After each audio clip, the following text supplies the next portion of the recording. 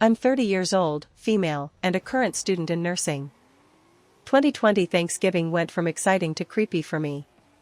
It started off with me passing an exam at 86%, spending a pre-Thanksgiving with my boyfriend and his family. He was leaving for a Cal Fire base. This particular night before Thanksgiving, I spent at my brother's house. I left for home around 8 a.m. I woke up exhausted, but my mental state turned manic. I was awake and wanting to get my sister a surprise gift from me and her kids. Because she hadn't replied, in my manic state, I decided to go to her house. The day was fun, a lot of food, booze, and dancing. I loved it. Around 6 p.m. I planned my trip out to my boyfriend's temp house. We got into a bit of an argument, as I told him since it was a 3-hour drive, I'd start out around 1 a.m. He did not agree with this, as he thought it would be too late and darkroom travel to a rural area, which prompted me to remind him I am grown. Mistake, he became a bit nerved and upset. However, later we agreed on my arrival. The festive went on at my sister's. Alcohol, fun, Thanksgiving family pictures, and food. Around 11 p.m. I decided to take a nap. However, my manic brain thought to shower. Due to me needing help with running the shower, and attempts to fix my hair, I ended up laying down around midnight. I decided to sleep until 1 a.m., however, I ended up passing out for over that time frame. I set an alarm to wake up at 1 a.m., but of course I slept through it. I was woken up at 3:30 a.m. when my sister asked me, "Why didn't you leave?" I woke up and desperately moved as fast as I could out of her house. I left my phone and had to turn around and go back. Once I retrieved the phone, I was on my way for a second time. I ended up going the wrong way, as I mixed up two cities' names, because they both started with CH. Once the GPS was on, and I realized I was going in the wrong direction, I was on my way. The first hour seemed to be frustrating, as at that time I thought I left my vape pens.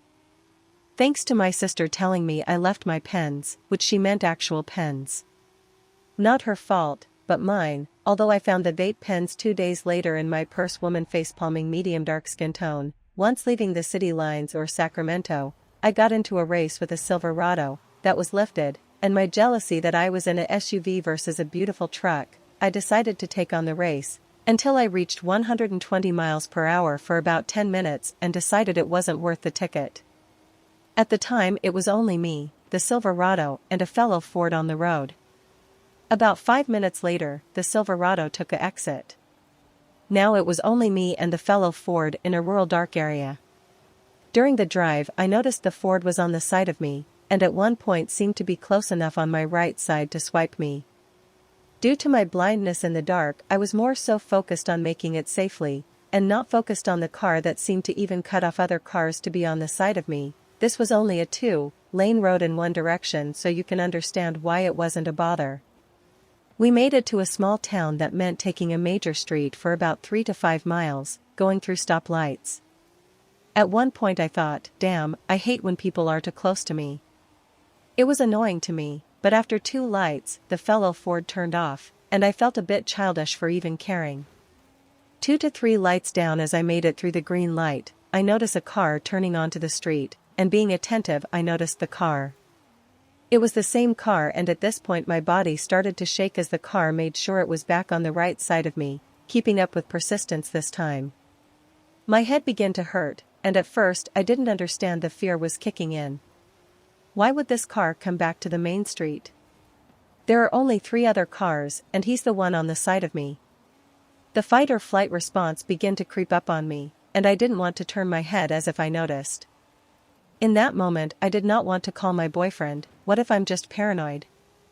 I have traveled alone for longer distances at night before. Is alcohol still in my system? My boyfriend and mom will lose it if I call them. Why is this happening? Don't panic. In that moment I saw a light turning yellow as we approached side by side. My brain went into rationalization and thought, do not panic, stay calm, ignore the headache.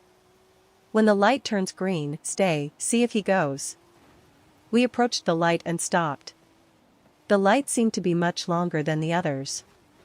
I moved my eyes towards the fellow Ford on the side of me.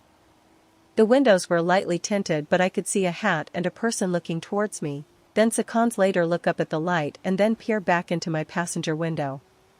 My head and heart began to become one, both in pain and fear.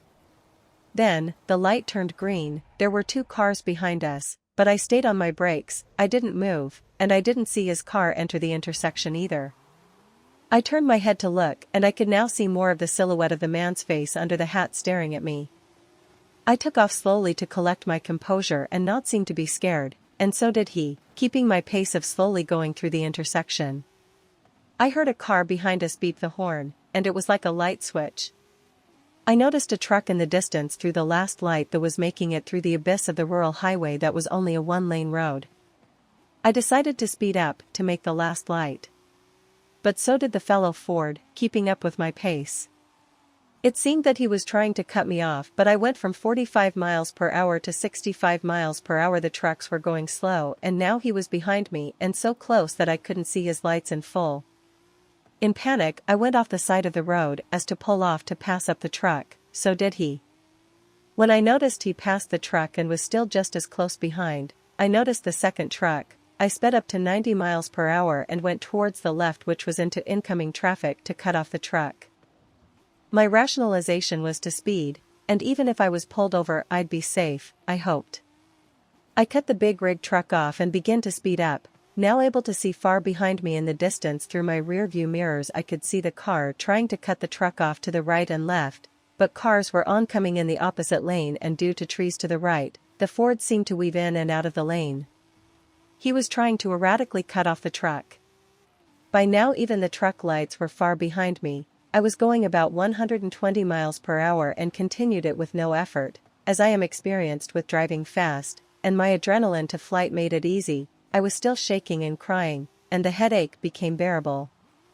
After about 5-10 minutes I slowed to 80 miles per hour, and then to 65 miles per hour after about 30 minutes. An hour later I stopped at a store that appeared to have many customers, which prompted me to stop, as I was paranoid and couldn't be 100% sure the fellow Ford wasn't near me. I went into the store to grab food and coffee, but my appetite was gone, so I decided on coffee and a smoke. Walking into the store, I saw both customers and employees give me a wide-eye look, followed with a look of sorrow, which made me feel embarrassed. I was shaking and my makeup had run all over my face from the crying, and I'm sure I looked like I was coming down off of drugs from the fact that my sympathetic nerve was transferring its hard work over to the parasympathetic nerve. I was coming down off the adrenaline. I went to pay for my coffee and request smokes, but the shaking made it hard for me to enter my PIN for my debit card. I had to try 3 times. Back to the car I went in fear, my head pounded into my ears. I hoped some tobacco would calm me. The smoke seemed to help calm me down slightly, but the shaking and headache persisted in a bearable manner. The sun was coming up and I was almost there. I was still shaking and still upset, and crying on and off. Of course, when I made it to my boyfriend's, he could sense it and was able to get the truth out of me. I could see he was upset, but he tried to console me with a hug and kiss, and encouraging rest so I could calm down.